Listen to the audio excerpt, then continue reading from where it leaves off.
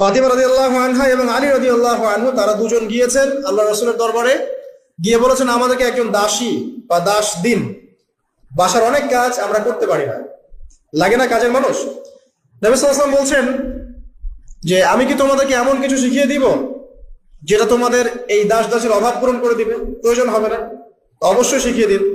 তখন নবীজি শিখালেন সাল্লাল্লাহু আলাইহি ওয়াসাল্লাম যে ঘুমানোর আগে 33 বার সুবহানাল্লাহ পড়বে, 33 বার আলহামদুলিল্লাহ এবং 34 বার আল্লাহু আকবার। তোমাদের দাস দাসীর প্রয়োজন হবে না ইনশাআল্লাহ। তো ব্যাখ্যায় অনেক ওলামায়ে কেরাম বলেছেন যে এটা নিয়মিত আমল করতে থাকলে রোগ ব্যাধি কম হয়, শরীরে শক্তি আসে, এনার্জি বাড়ে, আপনি নিজের কাজ নিজেই করতে পারবেন ইনশাআল্লাহ। আসুন সামনে যাই। এরকম ঘুমানোর আরো বেশ কিছু আমল আছে, আমি অল্প কয়েকটা বললাম, এগুলোই করা শুরু করেন, আল্লাহ তৌফিক দান করুন। আর যদি পারেন ওযু করে ঘুমাতে পারলে আরো বেশি ভালো হয়। এবার আপনি ঘুমাচ্ছেন ডান কাত হয়ে, কি পড়বেন এই সময়? আল্লাহুম্মা বিইসমিকা আমুতু ওয়া আহইয়া, আলহামদুলিল্লাহ, দোয়া সবার মুখস্থ আছে। এবার ঘুমান। এই যে ঘুমাচ্ছেন আপনি 3 ঘন্টা বা 4.5 ঘন্টা বা 6 ঘন্টা, আপনার এই পুরো ঘুমটা হবে ইবাদত ইনশাআল্লাহ তাআলা। এবং পবিত্র অবস্থায় ঘুমানোর অভ্যাস করতে থাকলে আল্লাহর পক্ষ থেকে আপনি সত্য স্বপ্ন দেখতে পারেন। এখনকার সায়েন্স এগুলা বিশ্বাস করে না, আর এই সায়েন্সকে নিয়ে আমার কোনো মাথা ব্যথাও নাই, কারণ আজকে একটা কথা বলে কালকে একটা কথা বলে, ঠিক আছে? তো আল্লাহর পক্ষ থেকে আপনি সত্য স্বপ্ন দেখতে পারেন। ইউসুফ আলাইহিস সালাম জেলখানায় বন্দী, সূরা ইউসুফ পড়ে দেখেন। তখন কয়েদিদের মধ্যে 2 জন স্বপ্ন দেখেছে। একজন স্বপ্ন দেখছে তার মাথার উপরে রুটি, উপর থেকে পাখি এটা ঠোকরে কি করছে, খেয়ে নিয়ে চলে যাচ্ছে। আর একজন স্বপ্ন দেখেছে যে সে শরাব পান করাচ্ছে একজনকে, আছে না সূরা ইউসুফে? তো ইউসুফ আলাইহিস সালাম বললেন যে যার মাথা থেকে পাখি ঠোকরায় খেয়ে নিচ্ছে খাবার, তাকে শুলদণ্ড দেয়া হবে। আর যে শরাব পান করাচ্ছে সে অতি শীঘ্রই মুক্ত হয়ে যাবে, জেল থেকে ছাড়া পেয়ে যাবে।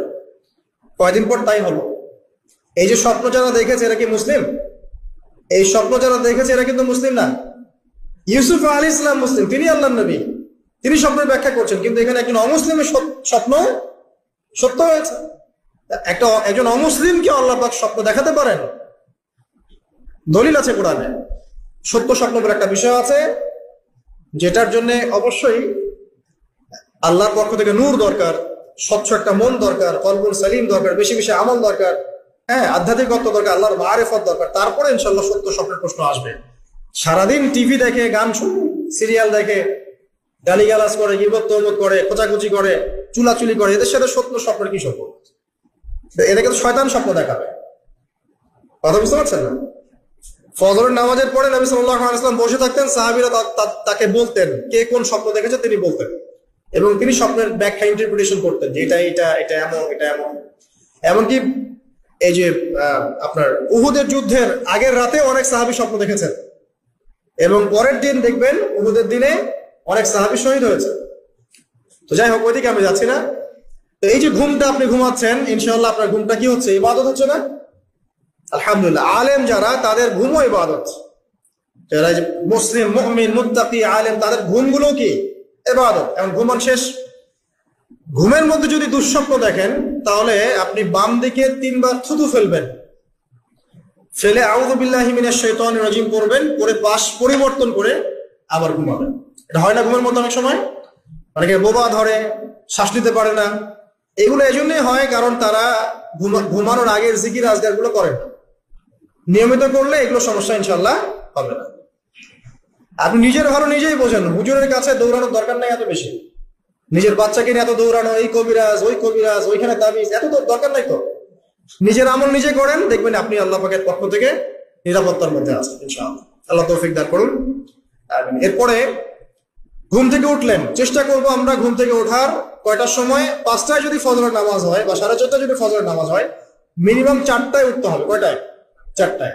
এই জন্য যদি অ্যালার্ম দেন ঘড়িতে, অ্যালার্ম দিবেন প্রত্যেক 1.5 ঘন্টা পর পর। মনে করেন যে আপনি 1.5 ঘন্টা ঘুমাতে যাচ্ছেন, তাহলে 1.5 ঘন্টা পরে অ্যালার্ম সেট করবেন, অথবা 3 ঘন্টা পর, অথবা 4.5 ঘন্টা, অথবা 6 ঘন্টা। মানে 1.5 ঘন্টার গণিতক দিয়ে আপনি অ্যালার্ম সেট করবেন, দেখবেন উঠতে পারবেন খুবই ইজিলি। এতে 1.5 ঘন্টায় আপনার ঘুমের সার্কেলটা পূর্ণ হয়। একটা ঘুমের সার্কেল পূর্ণ হতে আমাদের মাথায় তো রেস্টের দরকার আছে। এটা পূর্ণ হতে 1.5 ঘন্টার মতো সময় লেগে যায়। তো এটা একটা ট্রিক বললাম আপনাদেরকে, আপনি করতে পারেন, উপকৃত হবেন ইনশাআল্লাহ। তো ফজরের নামাজের মিনিমাম আধা ঘন্টা আগে আমাদেরকে ওঠার অভ্যাস করতে হবে। এই যে ঘুমটা ভাঙলো, ভাঙার সাথে সাথে কি করব? ভাঙার সাথে সাথে আল্লাহ শুকরিয়া, আলহামদুলিল্লাহিল্লাযী আহইয়ানা বা'দা মা আমাতানা ওয়া ইলাইহিন নুশুর। বাস, এই যে ইবাদত হয়ে গেল। এবার আপনি আরেকটা দোয়া পড়বেন, শিখে নেন। আপনি পড়বেন লা ইলাহা ইল্লাল্লাহ ওয়াহদাহু লা শারীকা লাহু লাহুল মুলকু ওয়া লাহুল হামদ ওয়া হুয়া আলা কুল্লি শাইইন কাদির সুবহানাল্লাহ আলহামদুলিল্লাহ ওয়া লা ইলাহা ইল্লাল্লাহ ওয়াল্লাহু আকবার লা হাওলা ওয়া লা কুওয়াতা ইল্লা বিল্লাহ আল্লাহুম্মা ইগফিরলি। এটা পড়ার পরে হাত তুলে দোয়া করেন, যা দোয়া করবেন তাই পাবেন ইনশাআল্লাহ। এটা জানতেন না? তো এই দোয়াটা হচ্ছে দোয়া কবুলের অস্ত্র। ঘুম থেকে ওঠার পর যদি এই দোয়াটা করে দোয়া করেন, ইনশাআল্লাহ দোয়া কবুল হয়ে যাবে ইনশাআল্লাহ। আমাদের জীবনে চাওয়া পাওয়ার কি অভাব আছে? প্রচুর চাওয়া পাওয়া। বৈধ চাওয়া পাওয়া গুলোকে পাওয়ার জন্য আল্লাহর সাথে সম্পর্ক করতে হয়, আর আল্লাহ পাকের সাথে সম্পর্কে কিছু ওসিলা মাধ্যম লাগে। এই দোয়াগুলো হলো মাধ্যম, আমলগুলো হচ্ছে মাধ্যম। তো আল্লাহ পাক যেমনটা বলেছেন, ফাযকুরুনি আযকুরকুম ওয়াশকুরুলি ওয়া লা তাকফুরুন, তোমরা আমাকে স্মরণ করো, আমিও তোমাদেরকে স্মরণ করব। আল্লাহ পাক তো এভাবে বলেছেন, যখন একজন মানুষ মনে মনে আমাকে ডাকে, আমিও মনে মনে ওকে স্মরণ করি। মনে করেন আপনি মনে মনে আল্লাহকে বলছেন, আল্লাহ আমি অসুস্থ, আমাকে শেফা দাও, বা আমার রিজিকের টেনশন আছে, আমার রিজিকের টেনশন দূর করে দাও, আল্লাহ আমাকে হেফাজত করো, আল্লাহ আমাকে দিনের জ্ঞান দাও, তোমার আনুগত্য করার তৌফিক দাও। যে মনে মনে আপনি আল্লাহকে ডাকছেন, নিঃসন্দেহে ওই মুহূর্তে আল্লাহ পাক আপনাকে স্মরণ করছে। 7 আসমান ভেদ করে আরশের উপর থেকে আল্লাহ পাক আপনাকে স্মরণ করছেন। মানুষ জনসমুখে আল্লাহকে স্মরণ করে, যেমন আমরা এখন করছি, জনসমুখে সবার সামনে আল্লাহর কথা আলোচনা করছি। আল্লাহ পাক বলছেন, আমিও তখন এর চেয়ে অনেক উত্তম জনসমাবেশে ওই বান্দাদের কথা স্মরণ করি। এই মুহূর্তে আল্লাহ পাক আমাদের কথা স্মরণ করছেন। আমাদের কোনো ফিলিংস আছে? আল্লাহ আমাদের কথা স্মরণ করছেন। ওই যে যুবক ছেলে বসে বসে ফোন টিপছে, কোন ফিলিংস আছে? মানে মনস্তাত্ত্বিক ভাবে অন্তরে যখন নূর থাকে না, পাপ করতে করতে যখন অন্তরটা কলুষিত হয়ে যায়, কোনো ফিলিংস কাজ করে না। খুন করবে, কোনো ফিলিংস নাই। সুদ খাচ্ছে, কোনো ফিলিংস নাই। জেনা করছে ডেইলি, কোনো ফিলিংস নাই। দেখবেন ঘুষ নিচ্ছে, দুর্নীতি করছে, মানুষের সম্পদ আত্মসাৎ করছে, যারা বলবেন ফিলিংসও নাই, আমি একটা পাপ করছি। কখন এরকম হয় জানেন? যখন এক কথায়, যখন মানুষ পাপ করতে করতে করতে করতে, এই যে কলম বলে একটা কথা আছে, এই কলমের উপরে কালো কুৎসিত একটা মরিচা পড়ে যায়, তখন আর ফিলিংস কাজ করে না। তো ফিলিংস কাজ করানোর বুদ্ধি কি? 2টা বুদ্ধি আছে। এক, বেশি বেশি কোরআন তেলাওয়াত করা, তাহলে অন্তরের মরিচা দূর হয়ে যাবে ইনশাআল্লাহ। আর 2 হচ্ছে বেশি বেশি মৃত্যুর কথা স্মরণ করা, তাহলে মনের মধ্যে যে কালিমাগুলো আছে আস্তে আস্তে দূর হবে ইনশাআল্লাহ। যে টেবিলের তল দিয়ে ঘুষ নিচ্ছে, ও স্মরণ করে মৌতের কথা। যে মেয়েটা বোরখা পরে যে ডেটিং করে বেড়াচ্ছে, জেনা করে বেড়াচ্ছে, ও কি মৃত্যুর কথা স্মরণ করে? যে ছেলেটা এখনকার যুব সমাজের বেশিরভাগই মাদকের সাথে সম্পৃক্ত, গার্লফ্রেন্ড বয়ফ্রেন্ড অ্যাফেয়ার্সে আছে, হ্যাঁ, টিকটক প্রজন্ম, আড্ডাবাজি করে সময় কাটায়, গুন্ডামি করে, মাস্তানি করে, এর মধ্যে কোনো ফিকির আছে? একজনকে বড় দায়িত্ব দেওয়া হয়েছে, সবার সম্পদ লুটপাট করে খাচ্ছে, এর মধ্যে ফিকির আছে নাকি? এর মধ্যে ফেরাউনি চেতনা এসেছে, আনা রব্বুকুমুল আলা, আমি মহান রব, আমি তোমাদের মহান রব। ওদের মধ্যে ওই চেতনা কাজ করছে যে সূরা মুমিনুনে যেটা বলা আছে, যে আমরা এখানেই জন্ম নেই, এখানেই মারা যায়, আমরা পুনরুত্থিত হব না। ইন হিয়া ইল্লা হায়াতুনা দুনিয়া নামুতু ওয়া নাহইয়া ওয়া মা নাহনু বিমাবউসিন, আমরা এই দুনিয়াতেই বাঁচি, দুনিয়াতেই মরি, আমাদের কোনো পুনরুত্থানের কিছু নাই। এটা চেতনা এমন, কে ফিকির করে মত?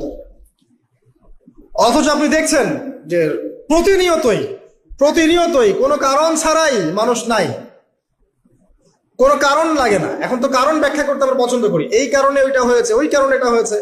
এটাকে বলে কার্যকারণ তত্ত্ব। দর্শনের ভাষায় কি বলে? কার্যকারণ তত্ত্ব। এটা আপনারা ফিলোসফি পড়লে বুঝবেন। আর প্রত্যেকটা কাজের পিছনে একটা কারণ থাকে, আমরা কারণটা সার্চ করি বেশি। এখন কারণ ছাড়াই মানুষ ডেড। এই যে যাচ্ছে, উপরে একটা সুন্দর করে বড় একটা পাথর ঝুলছে, সব পাস হয়ে যাচ্ছে ওখান থেকে। মানে রাস্তায় কাজ চলছে, উপরে আবার এটা ঝুলছে, আর মানুষ আবার অন্যের দিয়ে যাতায়াত করছে। তো যারা রাখছে ওদের ইন্টেলেকচুয়াল অবস্থা চিন্তা করেন, আর যারা আমরা তল দিয়ে যাচ্ছি তারও অবস্থা চিন্তা করেন। বুদ্ধিভিত্তিক ভাবে আমরা কোন জায়গায় চিন্তা করেন? মানে মানুষ বিজি রোড দিয়ে যাচ্ছে, ওখানেই কাজ হচ্ছে, আবার যেখানে কাজ হচ্ছে দেখছি সেখানে আমরাও আবার তল দিয়ে যাচ্ছি। সবাই পাস হয়ে গেল, যাদের তাকদিরে লেখা ছিল মৌত একদম মুহূর্তের মধ্যে শেষ। কি কারণ ব্যাখ্যা করবেন? কোন সায়েন্স দিয়ে ব্যাখ্যা করতে পারবেন? পারবেন না। ওই ময়মনসিংহে ওই যে মহিলারা যাচ্ছে, ট্রাক মেরে দিয়ে চলে গেল, মহিলার পেট ফেটে বাচ্চা বের হয়ে গেল, বাচ্চা জীবিত, মেয়ে মা ডেড। সায়েন্স দিয়ে ব্যাখ্যা করতে পারবেন? এটাই তাকদির, একেই বলে তাকদির, যেটাকে সায়েন্স দিয়ে ব্যাখ্যা করা যায় না, বিজ্ঞান দিয়ে ব্যাখ্যা করা যায় না। এরকম ঘটনা কত ঘটছে অহরহ। দুজন বসে আছে, হাজব্যান্ড ওয়াইফ, হাজব্যান্ডের যাওয়ার কথা, হাজব্যান্ড ওয়াইফের গাড়িতে বসছে, আর ওয়াইফ হাজব্যান্ডের গাড়ি ড্রাইভ করছে। আর এই হাজব্যান্ডের দুশ্মন যে ছিল সে টার্গেট করেছিল যে ওই লোকটাকে গুলি করে মারবে রাস্তায়। যেহেতু ওয়াইফ হাজব্যান্ডের গাড়ি ড্রাইভ করছে, রাস্তায় ওয়াইফ ডেড, হাজব্যান্ড জীবিত। তাকদির। তো তাকদিরকে কি আপনি এই ভাগ্যটা কি আপনি সায়েন্স দিয়ে ব্যাখ্যা করতে পারবেন? সম্ভব? অহরহ এরকম মৌতের ঘটনা ঘটছে। তারপরেও দেখবেন যুবকদের এই বিলাসিতা, এই মানে আড্ডাবাজি, মেয়েদের পিছনে ঘোরা, এই যে মাদক সেবন করা, টিকটক করা, বুদ্ধি প্রতিবন্ধী প্রজন্মের মতো, এগুলো থামছে না। কোনো শিক্ষাই তারা নিতে যাচ্ছে না। বয়স হয়ে গেছে, অনেক বয়স, দেখবেন ওই যে চায়ের দোকানে বসে ক্যারাম খেলছে। বুড়া মানুষ, তার হায়াতের কতদিন বাকি আছে আল্লাহ ভালো জানেন। দেখবেন দিব্যি কোনো টেনশনই নাই, ক্যারাম বোর্ড খেলছে, লুডু খেলছে। দেখেন আর যে আপনাদের গ্রামাঞ্চলে যে চায়ের স্টল গুলো আছে, দেখবেন ওই যে টিভি ছেড়ে রেখে দিবে, ঘন্টার পর ঘন্টা টিভি চলছে, মানুষ চা খাবে 1 কাপ আর টিভি দেখবে 5 ঘন্টা। ওর যে হায়াতের কোনো মূল্যই তার কাছে নাই। আল্লাহ পাক তাকে একটা সময় দিয়ে পাঠিয়েছেন, কোনো ফিলিংসই নাই। অথচ মানুষ প্রতিদিন, দিনে রাতে, প্রত্যেক দিন মানুষ অহরহ মারা যাচ্ছে। যাদের ভিতরে মৌতের চিন্তা আছে তারা কিন্তু পাপ কম করলেও ফিরে আসে আল্লাহর দিকে, কারণ তাদের প্রতি মৌতের ফিকির আছে। আর যাদের মৃত্যুর কোনো চিন্তা নাই, তারা এই রাজনীতি বলেন, অর্থনীতি বলেন, সমাজনীতি বলেন, আর এই পরিবার আর ধর্ম বলেন, সমস্ত ক্ষেত্রে পাপ করে বেড়াবে, কোনো ফিকির নেই। আল্লাহ পাক আমাদেরকে মৌতের ফিকির করার তৌফিক দান করুন, এবং পরকালের জীবনটাকে আসল জেনে দুনিয়ার কাজগুলো করার তৌফিক আল্লাহ পাক দান করুন। আসেন, তো এবার আপনি শুকরিয়া আদায় করছেন, আলহামদুলিল্লাহিল্লাযী আহইয়ানা বা'দা মা আমাতানা ওয়া ইলাইহিন নুশুর। আধা ঘন্টা আগে ঘুম থেকে উঠেছেন, এখন কি করবেন? বাথরুমে যাচ্ছেন। এই বাথরুম করাটা কি দুনিয়াবি কাজ না? এই কাজটা ইবাদত হবে যদি আমি ঢোকার সময় বাম পা দিয়ে ঢুকি আর বলি, কি বলি? আল্লাহুম্মা ইন্নী আউযু বিকা মিনাল খুবসি ওয়াল খাবাইস। এখন বাথরুম করতে আপনার 10 মিনিট লাগুক, আর 15 মিনিট লাগুক, আর 5 মিনিট লাগুক, এই পুরো সময়টা নেকি পাবে না। সুবহানাল্লাহ। আর কি চাই?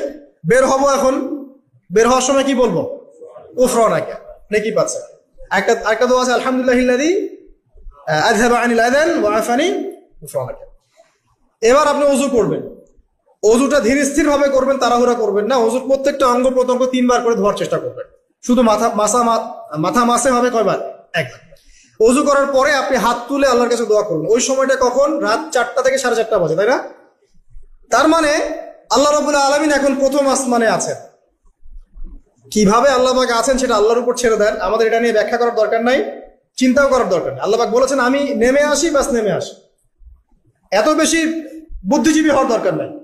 খুব বেশি বুদ্ধিজীবী হয়ে গেলে আবার মানুষ খেয়ে হারিয়ে ফেলে, অত দরকার নাই। শুনেছি, মেনেছি, বাস যথেষ্ট।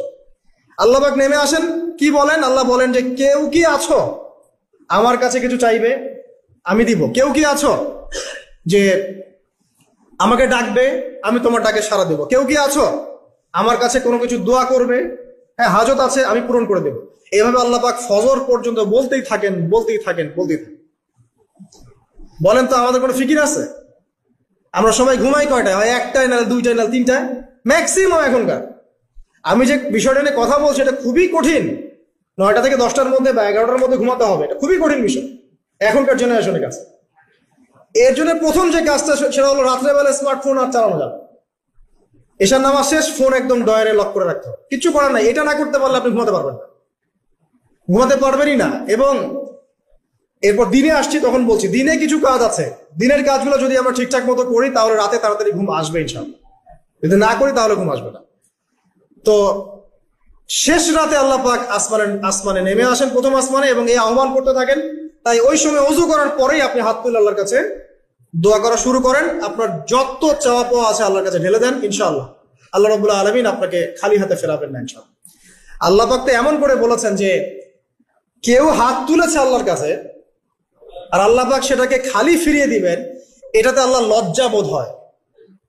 কথা বুঝতে পারছেন? আমাদের যাদের অনেক সম্পদ আছে বা সামর্থ্য আছে এবং মন আছে বড়, তাদের কাছে যখন কেউ সাহায্য চায় আপনার খালি ফিরাতে লজ্জা লাগে না? আপনার মনে হয় না যে চাইলো এত করে কিভাবে না করে ফিরাই? আছে না এমন মানুষ? আছে না? আসলে দান সৎকা করার জন্য সম্পদ লাগে না, দান সৎকা করার জন্য মন লাগে। কি লাগে? মন লাগে। দেখবেন অনেক কোটিয়াল আছে মানুষ, দান সৎকা করতে পারে না, জাকাতই তো দেয় না, দান সৎকা করবে কি? বাংলাদেশে যত কোটিপতি গুলো আছে সবার থেকে জাকাত নেওয়া শুরু করলে এদেশে কোনো দারিদ্রতা বলে কিছু থাকবে না ইনশাআল্লাহ, থাকবেই না। এটাই বাস্তব। কে উদ্ধার করবে সেই টাকা?